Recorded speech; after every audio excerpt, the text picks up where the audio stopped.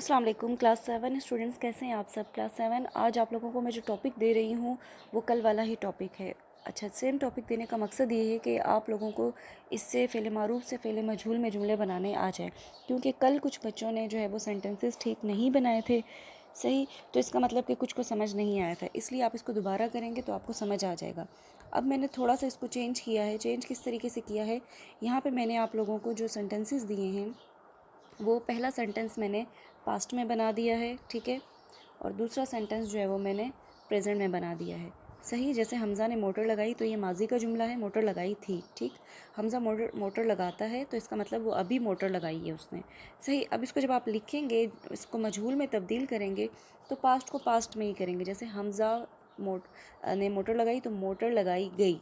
ठीक है, अब जब इसको चेंज करेंगे तो आप लिखेंगे मोटर लगाई जाती है।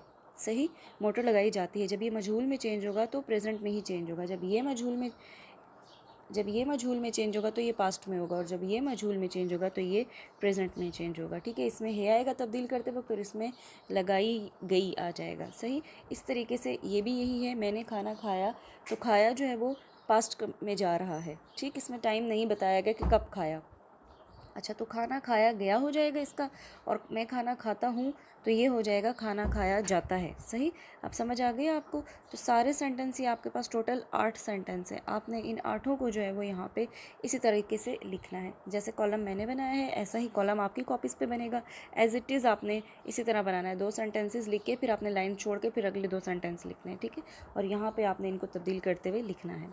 ये आपका आज का होमवर्क है। इसके साथ आप लोगों को मैं इस्लामियात के रिवीजन दे रही हूँ, एक चैप्टर दे रही हूँ। ठीक है, वो आपने रिवाइज़ करना है। फिर नेक्स्ट जब हमारी क्लास होगी तो आपसे उस चैप्टर का टेस्ट लिया जाएगा। रिटर्न में आपने जो है वो इसको करना है और उसको याद करना है। उसके रिटर्न आपने मुझे लिख के भेजना नहीं उस चैप्टर को, जस्ट उसको रिवाइज़ करें। नेक्स्ट क्लास में उसका टेस्ट होगा। ठीक है, थैंक यू, अल्लाह हाफिज़।